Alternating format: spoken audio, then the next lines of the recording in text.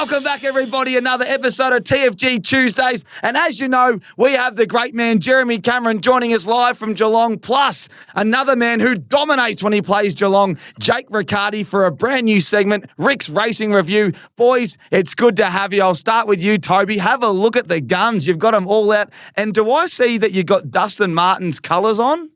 Yeah. I've got the Crocs on, mate, in support. I know we'll dive deep into that, so I thought I'd just chuck the singlet on. I do wear the shorts around a lot, though, mate. Very comfy. Yeah, you would wear the shirt. Mate, I tell you, your rig is looking like it's in career best. How many years have you got left in the AFL? I'm starting to think there's a little bit of LeBron diet kind of going on over there. It's more the speed, mate. More the speed. Just got to try and, as long as I can keep hitting that 32 Ks an hour, I'll be right, because I'm electric over 10. Oh, Jezza, I reckon if Toby hit 32, Nick Dacos must have hit 42 on the weekend. That's why he's looking so trim, mate, because he's been chasing a bit of arse in the midfield. But nippy bastards in there. Jezza, it's great to have you back, mate. How you feeling? Yeah, good, mate. Good. We've had a few days off down here in Geelong. As you know, we had the Thursday night game, so Friday, Saturday, and Sunday off, mate. It's been a nice little freshen up. Well, they looked after you, boys. They gave you 18 days off and gave Adelaide about 5 and said, meet me in Geelong.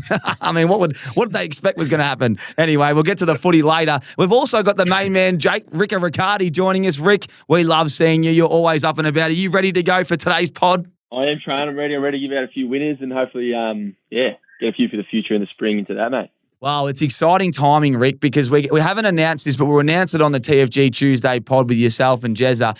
We're going to be taking over the Cumbie again in Adelaide for gather round 12:30 to 3:30. Anybody that loves American Aces and loves to get around all the AFL content we do, we are going to be watching the footy. We're going to be punting on the horses. There'll be free piss, no doubt. There'll be all kinds of activations at the Cumbie. We're going to take over there 3:30. You want to be there prior, so 12:30, to 3:30. I thought I'd let everyone know while we're on today. We're going to get a graphic up, but there's some early mail for the punters. Now, before we start, Rick, your housemate, your good mate, everybody's good mate, Tom Green was on last week. And we said, give us something for Jezza. Jezza's on every second week. I said, Greener, what do you got? And he left us with a little clip. Let's play the clip from last week. What do I want to hear from Jezza next week? I don't know. Maybe I want to hear from Jezza. He goes fishing plenty as well. Maybe if he's got any good recipes for Toby and I when we obviously come home with a nice kingfish or something like that, I wouldn't mind hearing what his favourite recipe is. There you go, Jez. He's just left. He wants a recipe. He's starting to get into his cooking. Toby's handy in the kitchen. Now, have you got a little recipe for the Tommy Green? As you know, Tommy, cooking isn't my strong suit at all. I do all the catching, and that's even hard to do at the moment because I sold my boat, so not much fishing at the moment. But I used to just love rolling my kingfish in flour, a few crumbs, and then just lightly fry it off. So that's how I used to have it, either that or as sashimi. So which we've tried before, I believe, Tommy. Well, there you go, Rick. You might have to write that one down, Rick, and get Tommy to cook that up for you tonight or tomorrow night. Yeah. He's got plenty of time on his hands. Now, he did remind us about the kingfish. And Tobes, do you remember the time we went round to Jezza's? And then do you remember what Indy wasn't happy with us, was she? I don't know if I remember this as well as you boys, but I was going to say, it wouldn't have been Jez cooking the kingfish. Well, Jez, I don't think Toby remembers, but I think you certainly do. Do you want to tell everyone about the story the day we checked in on your house to see if everything was all right while you were away? Yeah, I do remember this. And while we're on the topic, it's a couple of times now that Indy hasn't been too impressed with you, Tommy, coming around. But we'll get to the other one at a later point. But I remember this one very, very well. We went away for a while and we needed someone to check up and feed the dog, I believe. So I don't know what you've done or if we've left some food in the freezer for him, but as you know, I'm a fisherman, and those days I was fishing very hard, and I left all my bait, all my fish was in the freezer inside the house with the dog food. You've got the dog food out, fed the dog, but didn't close the freezer. So over the course of the next few days, the freezer, it all melted. And as you know, fish reeks, it smells. So we got home, and before I could even put the key in the door, I could smell it from the front door, and the fridge is all the way at the back of the house. That's how bad it was. Melted on the floor and absolutely reeked for about 2 months. Was I part of that, or was that just you, Train? No, I think you were there, Tom. Tobes, you're always there when I get in trouble. I must say, I'm happy to put the hand up and cop the blame. But that one there was an absolute stitch up. Toby said, "Come round, we need to go check on the dog." And I've just popped my head in for a Zupa Duper. I thought I'll open the fridge and see if he's got any Zupa Dupers. That's what's happened. And I left the freezer door open. And that wasn't great actually, because I was only my first week at the Giants and I was trying to impress the big fella. Jeez, I didn't start well. Anyway, very good. All right, Rick, it's time for Rick's racing review. You look a bit nervous, Rick. You're normally a bit more up and about. Are you a bit nervous there? No, I haven't had much to say. I've honestly just been looking at the odds and just tying over who to talk about, because it's actually pretty tough this time of year. I've never actually publicly gone about on the punt. So now that I will say though, for the listeners, Rick is an astute analyst of the game. He does. Him and Binger have some great conversation. Rick, I know he has his data and his models. He calls himself the Cox Plate specialist, so we'll get to that later in the year. But he does know what he's talking about, so I'm interested to see what he's got for us for this weekend. And he's one that I think SEN Track should be targeting. I reckon he'd be a great fit on there. Oh, I love that. Maybe a Tom Papley and Jake Riccardi combo with Campbell Brown hosting. I reckon that would be the go. Now, Rick, let's get straight in it for those that don't know horse racing. You've got one off the weekend that's just gone, and then you've got two specials coming up. And just talk to everyone about why their racing is so good in Sydney at the moment. Yeah, well, obviously this is the championship, so I guess you can almost, you think about the Melbourne Spring Carnival. We've got obviously the Cup Carnival over Flemington. You get 2 or 3 Saturdays in a row at Randwick, the championships with all the big horses, all the big guns. You probably wouldn't even know it if you're just a spring racing fan, but the autumn's just as big as the spring in terms of all the same horses are rocking up. So this weekend it really kicks off. It's all the big grand finals for a lot of horses. And just off the weekend, Aliana, she kind of finished her campaign. We probably won't see her again, but she'll be back in the spring. Last spring she was targeted towards the Caulfield Cup and then veered off to a Cox, but I think Chris Waller will probably have his a good idea of what she's at now. Her win on the weekend was unbelievable, and a little Cups tilt for her. It's probably stating the obvious after the win, but she's one to really just for the punters out there to look after in the spring over the Caulfield Cup, Melbourne Cup double. Do you think she'll go to the Melbourne Cup? I don't know if she will. On the weekend, she ran the eighth best last 200 of the meeting at 2,400. So I don't know. That's pretty rare for a stayer, especially into that. So you'd have to think that 32 would be okay. They don't really go too hard too early these days in the Cups, and hasn't been a really good winner for a few years now in terms of putting up a good number. So I think she could be a good chance. I reckon the Caulfield Cup has her name all over it, to be honest. Yeah, Rick, It's all well and good talking about what happened, but the punters want some value for the week ahead. So let's put Rick in the gun. Give us 2 for the championship kickoff this weekend. I think you're going to target the TJ Smith Stakes and the Doncaster Mile. What do you got for us? We'll go with the Doncaster first. That's an easy one. She's alibi, $2, and you might sit back and go, well, $2, what I get out of that? But I'm telling you, she wins. So $2 for an absolute lock is fine by me.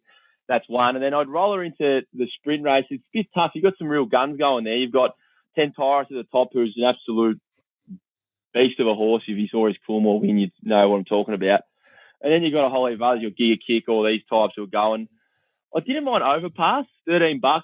First up usually peaks, and last campaign first up in an Everest, I should say, ran, I think, third, Carging Rising, and ran a really good number. So I don't think there's that much speed enforced in the race, because I'm not sure if Jigsaw is going to go there. So he might have a decent time in front.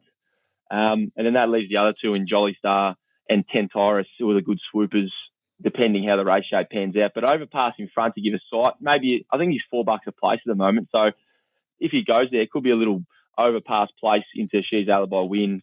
And then for the following week, for your gather round special, have Autumn Glow locked away for the Queen Elizabeth. That could be a little 3-piece play, I reckon, Tommy.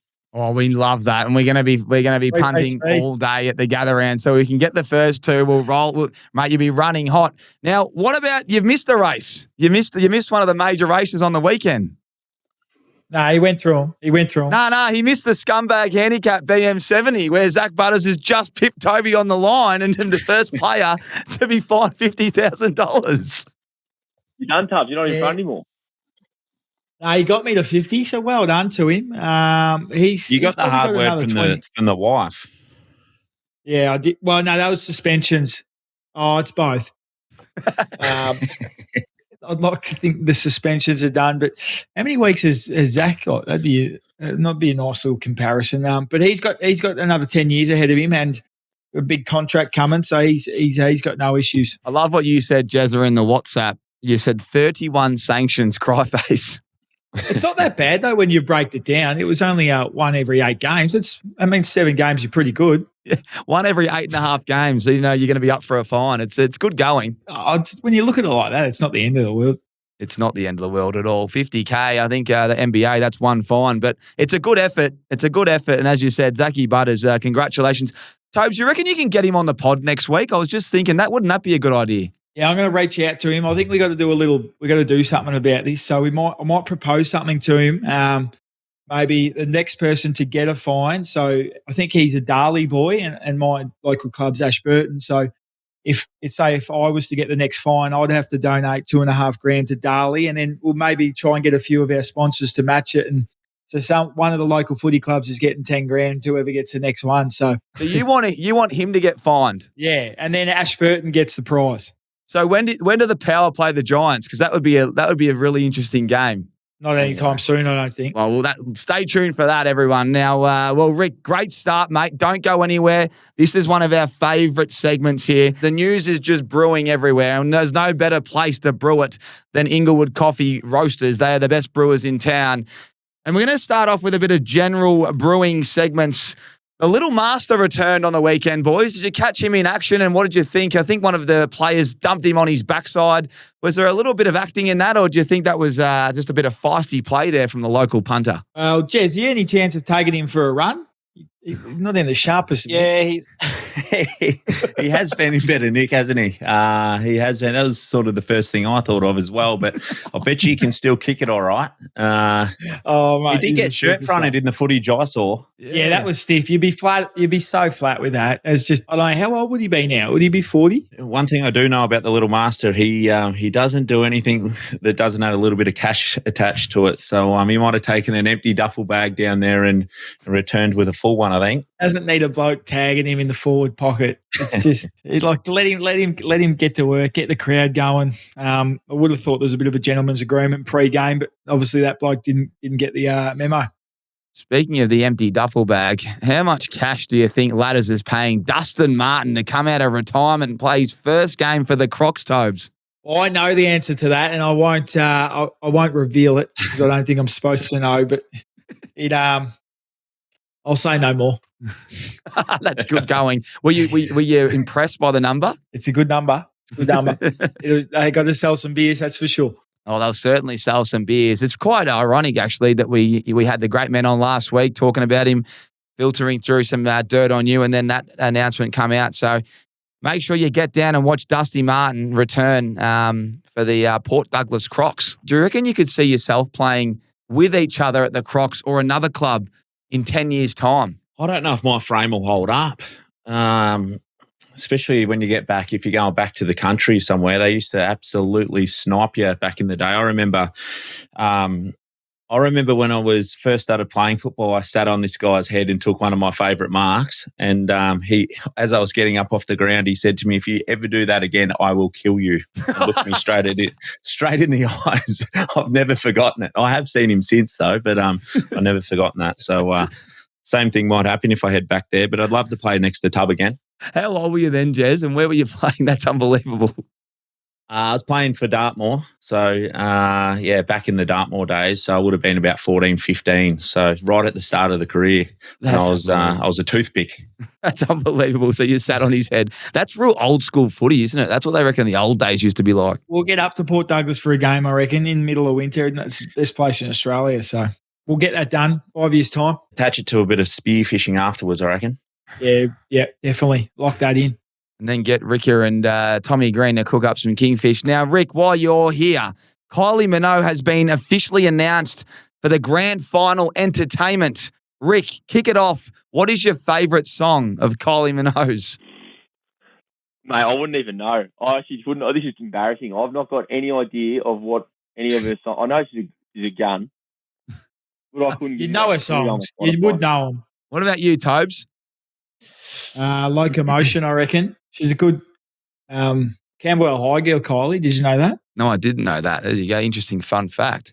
No, I never heard of her, mate. Have you, as you know, I'm a radio man, and I'm sure I've heard a couple of her songs before, but I don't get into the music at all, and it's well known around the place. But if she ever pops up on the radio, I don't reckon you between now even and used then, to listen to radio. I reckon when he used to drive from Sydney back to Dartmoor, 14-hour drive, he just sat there like this with nothing playing. you and your thoughts, mate. There's nothing better. Yeah, it's impressive. I couldn't do it. I call about 28 people on the way from Melbourne to Sydney. It's the only thing that gets me through. That's unbelievable. So you raw dog it, do you, Jezza? Raw dog it, yeah, absolutely. That's with ease. That's amazing. For anyone that's playing at home, we've got Can't Get You Out of My Head as number 1 here. In Your Eyes at number 2. And Love at First Sight as number 3, based off the ratings. So big day there for the AFL. But let's turn our attention to your preferred act, all right? Outside of this year, if you could be the AFL CEO, who would you love to bring to the AFL Grand Final entertainment? I'll start with you, Toby. Oh, I reckon Kylie's like that's an A grader. That'd be awesome. Robbie Williams, like that sort of mould seems to get everyone up and about, different demographics. But for me, it'd be cool to see Eminem one more time, like wind it back. Needs to be a night grand final though. Shit during the day performing. You're not happy with the 2:30 slot? They've locked that in for 2026 and 2027. Well, I like the game at 2:30. The performance isn't as good during the day. Yeah. You need a nighttime special, maybe September Club job. Get him in. Jeez, it'd be a hot ticket. There'd be a hot ticket. What about you, Rick? We'll finish for Jezza at the end because he needs to think about his music because he doesn't listen to it. Unlimited budget? Like, what are we talking? Unlimited budget, mate. You're the CEO. You can get sacked for making a pathetic call and rinsing the budget, but you got to, what's your dream act? Well, I'd go Pitbull. I love all his songs. When I'm out at Mexicola with the boys in Bali at the end of the year, that usually gets everyone up and about. So I'd like Pitbull to take the stage and just pump out a few absolute bangers. Like Tub, though. It needs to be at night. In day, it just doesn't feel right, does it? Mr. Worldwide, you reckon, Rick? The man, yep. He's the one we want. That's outrageous. That's your number 1 pick. I love it. What about you, Jez? No, I'm happy with no entertainment, mate. They should be entertained by the standard of footy that's getting played out there, mate. So I'll settle with that. That's outstanding. That is outstanding. We've got Pitbull. We've got Eminem and then just Raw Dog pre-game halftime. Oh, that is very good. All right, well, let's turn our attention to some footy. All the people that are tuning in, make sure you hit the subscribe button. But we do have the best in the business when it comes to AFL, and we're very lucky to have Toby, Jezza, and Rick live right here. Let's start with you, Toby. I want to get your thoughts on Tristan Sherry's suspension. How many weeks should he get for wiping blood on somebody's face? He's going to get 2 or 3 maximum. You're going to get 3 or 4, I reckon. Minimum. I think you'll get 3, but it could be 4. I don't know. It's not a great look. It's not that. It's not the end. It's not. I don't think it's the worst act, but it's not a great look for the AFL. So he's getting 3. As the most fine man in the AFL, well, second actually after Zac Butters just took the reins, what's worse, spitting on someone's face or wiping blood on their face? Spitting by a mile. Do you think? They're both pretty bad. What, is it? Maybe I'm. Are they? What does Ricker think? The action, like the look of the spit's worse, but I think having someone's blood on you like that is a bit disgusting. So I don't know, if someone's spitting their blood at you, that'd be the number 1. A little in between. It's a real sort of wartime thing. Like I'm thinking Troy, thinking that sort of stuff. Like you wipe the blood. The spit's just disrespectful in my eyes. What about you, Jez? Yeah, I'm sort of with Rick. If you had a bloody mouth and you spat that bit of blood, that would be probably, top of the tree. But both are a pretty bad bloody look for the game, to be honest. Oh, yeah, they're both. Obviously, guys, I'm making up one there. No one spat on anyone, but I was just trying to get a grasp on what's more grubbier with some grubs here that we have and we don't have. Okay, Tobes, I'll leave that to you because you're the man when it comes to suspensions and you're normally on the money. Let's get to you, Jez. I want to get your thoughts on the Vikings hanger. I caught my attention. I think it was Jay-Z Clark was talking about that it should be potentially a suspension because he knocked out a bloke in the attempt of taking a hanger. I just want to get your thoughts on that comment. Yeah, I just happened to see it as I was watching the footy because it's one of the, I think Moons was there and he sort of spoke, sort of his thoughts on it. And it's one of the best things about our game, I reckon, taking big hangers. And it's been a part of our game forever. That's why you want to watch the game, for those sorts of highlights. And then it was I was sort of hinting at the boys in the media that, he's knocked him out here. Is there anything to look at? And I just couldn't believe what I was hearing at that point in time. It's unfortunate, but it's a contact game at the end of the day, and we're going to have big hits at times throughout the year. So, it sort of took the spotlight away from, the big Vikings hanger that he seems to take every week now, which we want to see more of in the future. So, yeah, it was interesting. It was an interesting sort of take on it. But, Moon summed it up well. He's pretty much said he'll walk away from the job if that comes in or it gets wiped out. Jay Clark wasn't being serious, was he? Well, I thought, that's what I thought. I'm like, he's not actually, has he been told to hint at this and sort of try and get the boys to discuss it? Because it just wasn't a point worth discussing at all. You just want this young kid to go and play footy, and he did not take his eyes off the footy. Took a beautiful mark, and I can't remember it was a Brisbane player, but he backed into the pack, took a lot of courage. But if a defender's going to back into a forward space, that's what you deserve. Some like he was being serious, unless he's a company man, Tobes. He's got the earpiece on. He's just been thrown under the bus by the producer. Now, talk about some some news brewing and some exciting things. But I thought the D's tunnel fits, they're a trailblazer. Toby, you told me that the Giants were going to do this, I reckon, with Cogs a couple of years ago. You never did it.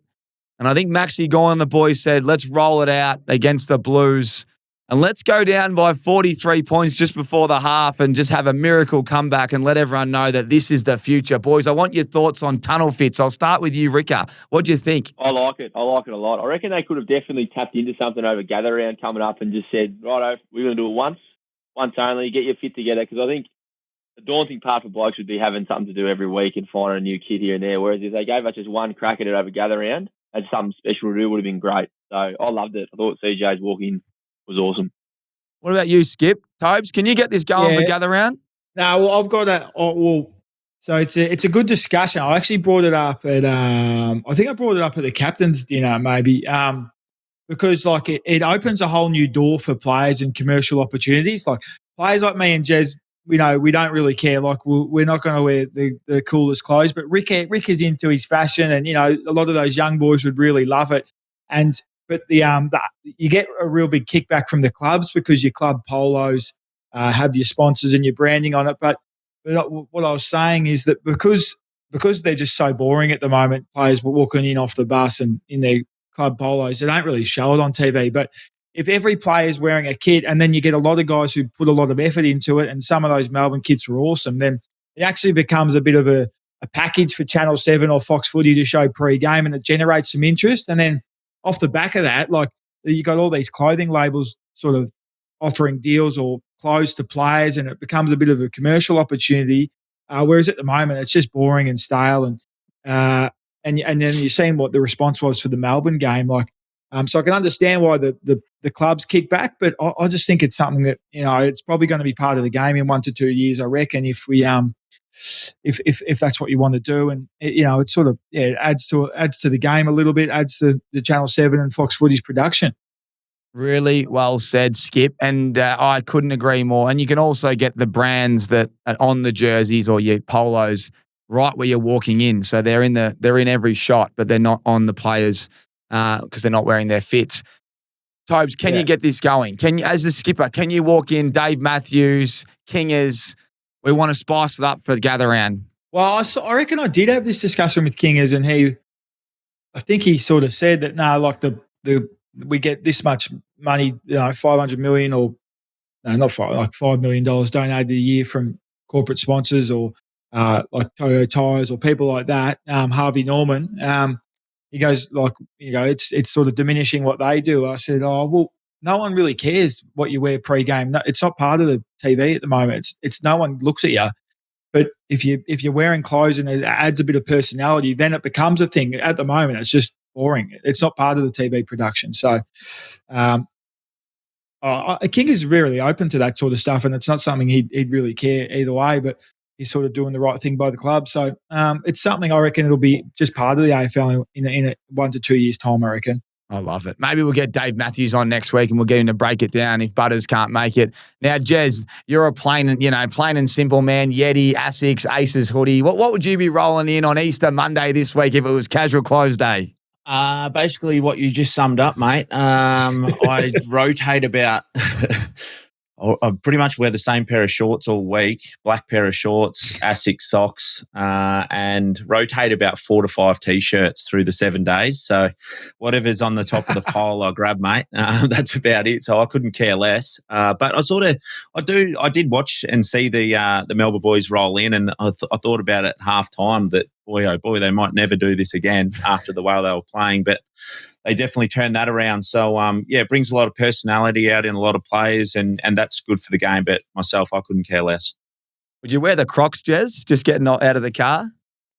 Yeah, I probably would. Yeah, I wear them around the farm, or just a nice Asics runner, which that's basically me go-to. That's sharp. Standard colour. That's sharp. You might even be wearing their T-shirt now. Geez, they'll love seeing that. Anyone that's been marketing, they'll really appreciate that. All right, Rick, before you go, who's the player at the Giants that would have the worst kit and have to go down and seriously start shopping and put a fair bit of work in? Might actually play so bad because they're worried about their fit.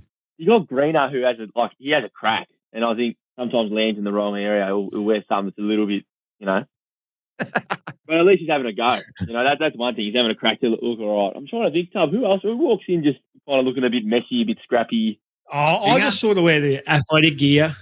Yeah, Binger's very basic, very, very basic. Greener wears these weird op shop kits that just don't work. Maybe him. And then we got a few boys on the other end of the spectrum that are really high end sort of. They wear some good kits. So the Giants should have some boys putting in a bit of time and effort, I reckon. Oh, I love it. I reckon Finn Callahan would look sharp. He'd be right up there. Steve Caniglio, he'd be looking sharp. Himmelberg. Timmy, all the old boys would have been loving it. I'm trying to think of a few. They're all left the club now, but Isaac Cumming, Tim Tarano, that would have been their go. They'd be loving that. Well, Ricker, all the best. We're going to clip up your tips. Go over them really quickly again before you shoot off, and I'll put the boys in the gun over last week's games and the games coming up. Yep, so we've got Cheese Alibi in the Doncaster. We've got the week later, Autumn Glow in the Queen Elizabeth over 2,000 metres. And then in the sprint, a little bit not as sure as this one, but because the odds are so nice, Overpass, at least a place in the TJ with Jolly Star as a chance to win. Obviously, you've got to respect Ten Tyrus' favourite, but I've already given enough short ones, so we'll go something a bit wider. Oh, I love it, Rick. Let's go 3 from 3, but 2 from 2 this weekend. Love it, mate. Thank you for joining us, Rick. We're going to have you and Tom Green all year, and I'm loving this Rick's Racing preview and review as a little new segment. All the best. You're on bye this week, so all the best resting up, and we'll see you next week. Catch you later, boys. All right, everyone watching, don't go anywhere. We've got a quick break, and when you come back, we're going to break down round 3. What went wrong for the Giants, even though they dominated the play against the Pies? And Jezza's game against Adelaide, they also dominated and just won, but also that Easter Monday clash and how Jezza loves it. Don't go anywhere. We'll be back soon.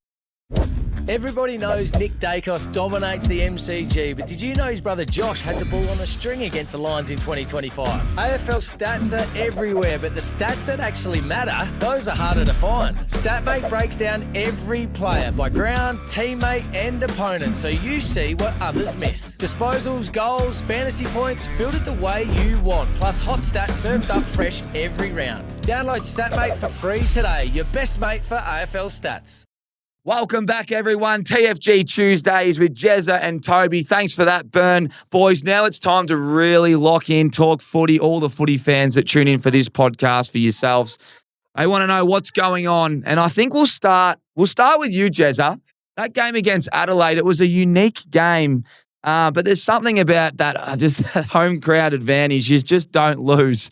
And when Jordan Dawson and Tex Walker were out, we thought this one will be easy, but it wasn't easy. You dominated play, but they hung in there. And if Big Filthy has to kick that one late and it's not touched, it could have come down to the last 50 seconds. So talk to us about how that game was, a bit scrappy, a bit wet, and how you all recovered. Yeah, absolutely, mate. It was always going to be a pretty tough game for us. We, Adelaide, they were a really good side last year and, finished top of the table for a reason. They had a few out on the night, but it was sort of a wet and windy day. We had a lot of rain throughout the day and we thought that was going to, play a big part in the game, but it was actually drier than we thought. We probably didn't use the ball as well as we could have. We were able to lock it in our forward half for long periods of the game, particularly in the sort of last half of the game. So, it was a good win all in all, but we obviously need to get better. I thought it was an improvement on how we have been playing, but we still need to improve a hell of a lot because these teams are going to come at us, and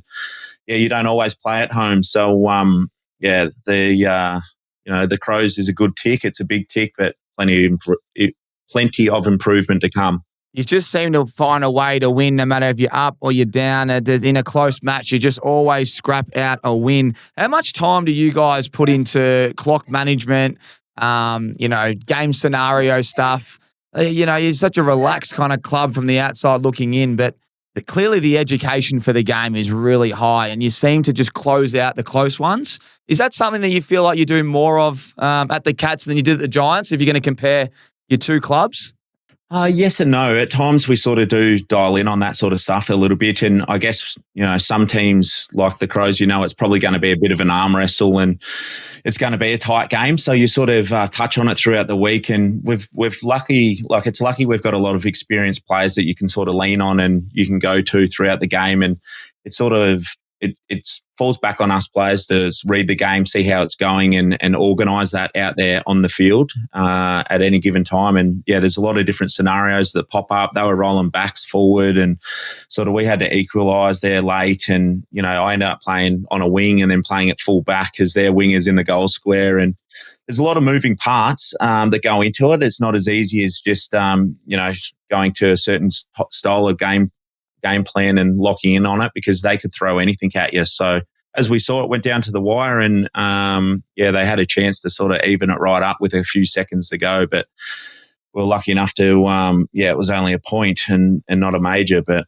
it was a good game. It was a fun game. And, it's always better when you win and you've got the weekend off. And it's always better when you've got experienced campaigners like Tommy Atkins that kick the ball out and then quickly grab it and then pump it inside 50 and kick a sausage. Did you get a little bit of a debrief from him after the game and what did he say? I didn't hear from him himself if he knew it come off his foot, but I assume he did because he would have felt it. And then from there, he sort of got it back in bounds pretty quickly, which means it's hard for them to bring back or they can't bring it back once the play started. So I don't know if they'll adjust that going forward, but it was pretty smart from him and I guess sold it to the umpire on the night. But it's a tough one. That happened so quickly and both boots were around the mark. It was just, when you slow it down on slow-mo and look at the footage, you can clearly see it comes off his foot. So, we went forward and kicked the goal shortly after that. And I guess that helped a bit, but sometimes you can't control these things throughout the game. You just keep playing footy. Tobes, what's your thoughts on the Atkins kick out of bounds? Do you think that's just really smart? Genius. Yeah. Yeah, it was great craftsmanship. He knew exactly what he was doing, tricked them and helped them win the game. So I wouldn't be apologising if I was him. Now, we love characters in sport, and Bailey Smith's certainly a character. He had a post-match chat with BT, who we absolutely love. He had a 40 bomb on the field. He always drops a couple of swear words. He even said it's nice that the team played well for once. Obviously, the media pick up on all this stuff. Jez, how does the club go about it when he throws out all that kind of stuff? And I guess it's just Bailey being Bailey, right? Yeah, it is a bit of Bailey being Bailey. He can when he's got a microphone or a camera in his face, he can within 20 seconds he can roll out a fair few headlines. So it is dangerous at times, but he's trying to rein it in a bit. But it's sort of what he's a character, and sort of we just go with the flow and support him as much as we can down here at the Cats. So as you know, he backed it up on the field with 40 touches and a goal or so. But he's just one of those characters. I think he's doing a bit in the media soon, so that's going to be a big watch as well. Well, he might want to start with the pre-record podcast so he can edit a couple of the swearing out. Because when you're live, brother, there's no going back. There's no going back. Every third word, I will say, every third word is an F-bomb. So, you have to iron that out a little bit, I'm sure. Oh, yeah, he certainly will. One more before we get to Toby and the Giants. You copped a nice little corky there, Jez, late. It looked like it was in the gooch or the groin, or can you just talk? You scared the life out of us because you're tough as nails, and when you're in pain, you're normally in a lot of pain. So what happened there? Well, I can't remember. It might have been Peatling that cleaned me up a little bit. I was playing on the wing at the time, and he sort of come in and he got a lot lower than me. As you know, I'm a bit lanky and I'm a bit of a draft over the footy, so it's probably a good learning point. I need to get a little bit lower, but I haven't had any contact basically over the whole entire preseason with the arm, and that was probably the first time I've really been cleaned up. So it was a good bump. Still sore, but as I said, we've had the 3 or 4 days off in a row, which has been brilliant, and I'm good to go now. Still got another 7 days to go as well, so you'll be cherry ripe for that Easter Monday game, which we're going to talk about soon. Tobes, let's get to you. Unfortunately, it wasn't the Giants' day, but you dominated possession, plus 62, plus 8 inside 50s. What do you think held the team back? I wouldn't say we dominated possession. Like we certainly had some good opportunities and good looks, but we're certainly not playing our best footy at the moment. Like we got a lot of opportunities to improve and be more dangerous coming forward and help our forwards get better looks. It's all well and good to kick it, but if you having shots from the boundary line, it's going to be hard to kick a winning score. So, we still got a fair few things we need to work on, and our ability to bring the ball into dangerous spots. And then off the back of that as well, our defence is nowhere near as good as where it needs to be. So we got some work to do, mate, that's for sure. And sort of knew this first month to be pretty tough, but we didn't, certainly like to be better than what we are at the moment. So we've got a big month coming up after the bye, and bye's probably come at a great time for us able to reset, get 4 or 5 boys back next week, and we're going to start to find some serious form as a team. So, it's not dire straits yet, but we certainly need to get cracking and start winning some games of footy. You certainly do. It's only early, and there's a lot of teams that haven't registered a win or a couple. So you're right in the hunt still, which is great. Talk to us. No tag on Nick Dacos. Is it because you didn't have Toby Bedford, number one? Number two, is it because he's untargable?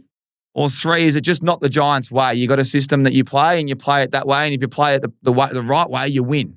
No, I think King he would have had some deep, long discussions about this during the week, and Ryan Angwin played on Nash the week before for the first half and did a really good job. So he would have been a good chance to play on Dacos again, but we didn't go with it. And Toby Bedford certainly could have done the job as well if he was playing, but we he's going to get the footy. He's going to get it 20, 25 times no matter what, even if he is getting tagged. And but his ability to kick 2 goals, and then he ended up with 7 or 8 score involvements as well. So that's what we didn't want. And he was certainly able to get on top as the game wore on. But he is an amazing player. He's 1 or 2 in the comp, and his ability, and they use him at every opportunity as well. So he's a serious talent, and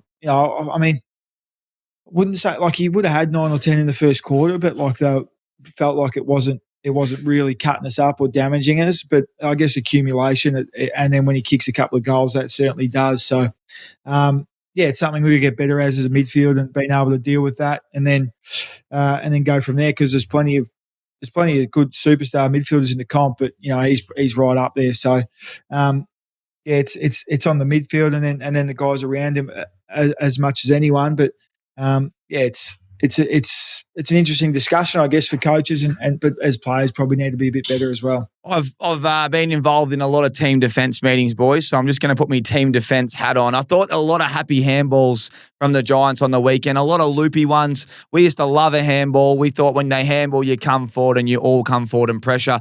Was that like a game plan, strategy going in to really cut them up with handball receives, or did you just find yourselves just handballing it way too much? Oh, I think our handball meters game, we've led that stat for the competition for the last 3 years, so it's a big part of how we play. But there's patterns and execution to it, and how you go about it. So we still feel like we missed a lot of opportunities to do it. But they're not supposed to be big, loopy, happy handballs. There's a method to it, and that's what I'm talking about when I'm saying our system. Our details have got to get a bit better, and we've got a bit to work on. So. That's a big part of it, but we're going to be handballing the whole year, mate. It's just, if you can stop us, good luck. But at the moment, it's not as sharp as what it needs to be. When Finn Callahan's got the ball, good luck. I thought he was enormous. He's so good to watch. And Dacos, Callahan, that's going to be something that we can't wait to watch for years to come. One more for me, Ollie Hannaford's late game tackle in Kingsley's post-game speech. He even mentioned it. Do you want to talk about that? And also talk to us about the other debutant, Oscar Steens. Geez, he impacted the game quite nicely in the ruck for Collingwood. Yeah, Hannah's tackle was great late in the game. Don't know how they didn't play holding the ball, but they didn't. But he's worked great, and he's a really good kid, and he's sort of that Cam Rayner model. So, the fitter and stronger and more footy he plays, the better he'll get. And really looking forward to how he develops.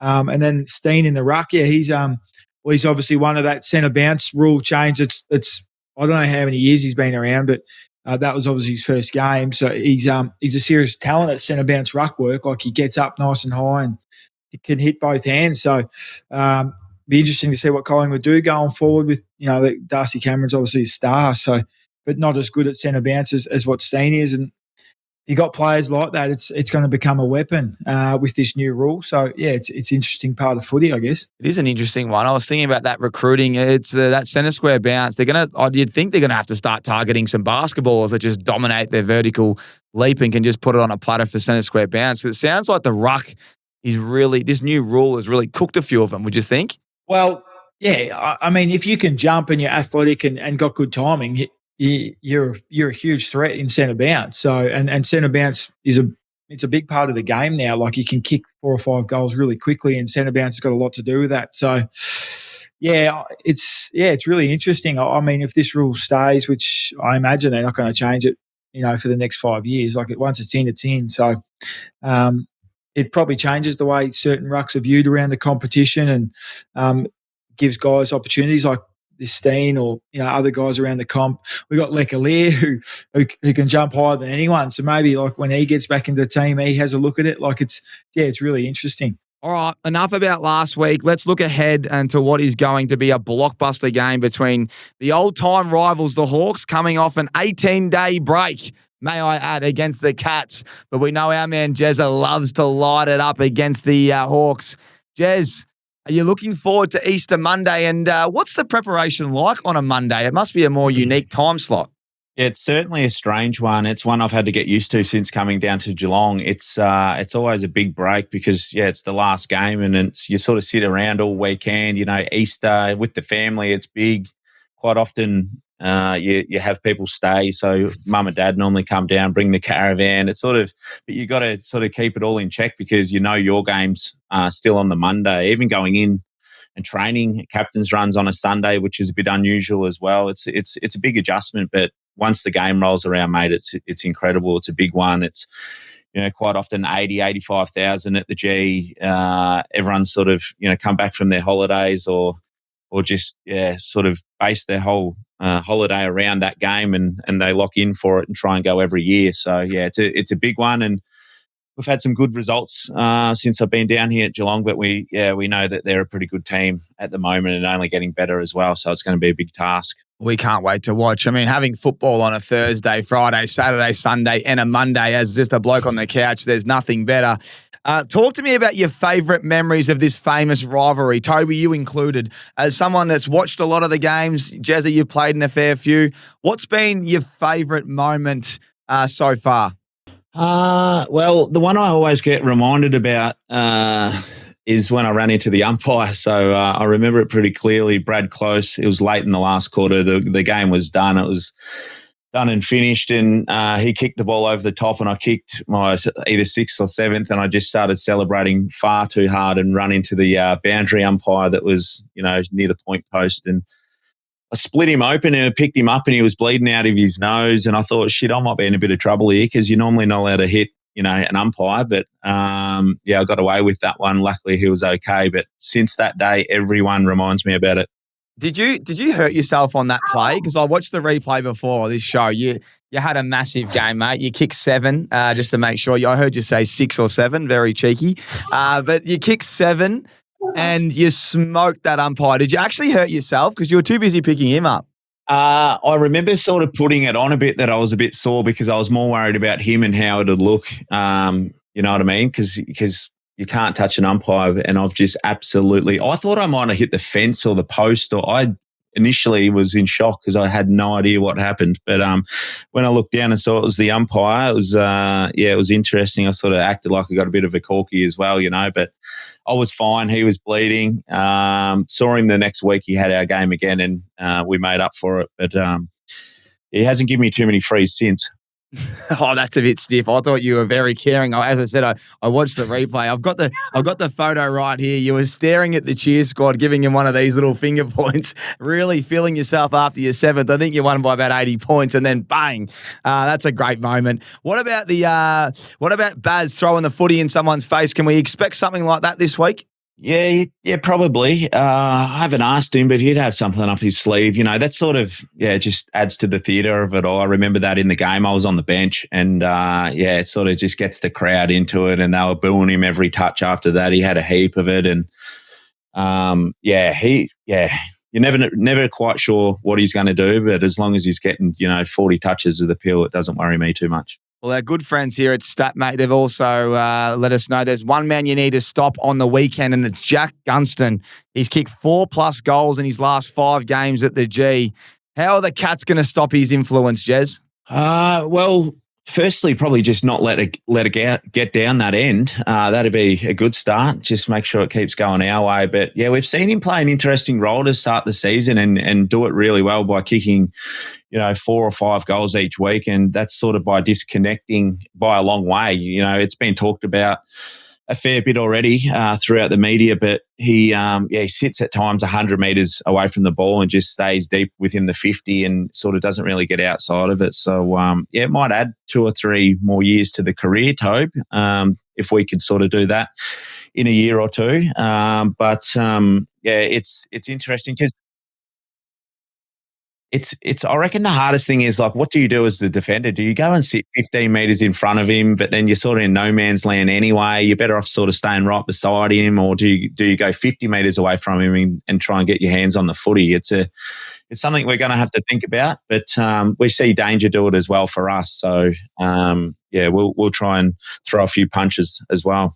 Tobes, is this something that when you do eventually get back to the forward line, when you get a few troops back, you can see yourself playing out of the square nice and deep and just letting the defenders seep up the field and just hoping for a bit of overlap? No, I've never found I'm that good at doing it. Like I'm like, it's obviously you save a lot of energy and you're pretty powerful when the ball's in your area. But Jack Gunn's leading patterns are unbelievable. Like, and Jez it suits Jezza probably a little bit more than me. I sort of find I do my best work around numbers and making decisions based off that. And, I've never really felt super dangerous one out of the square with heaps of space. Like, I know it looks good, and you also, you might only get 8 opportunities a game. So, like, if you don't nail 4 or 5 of them and make the right leads or take the mark, you can have a bad game. But Jack Gunston's he's in rare touch. And then when he has a shot on goal, he kicks it, and it's good to watch. That's Macy's dad. Say hello to Macy's dad. Hello, Ola.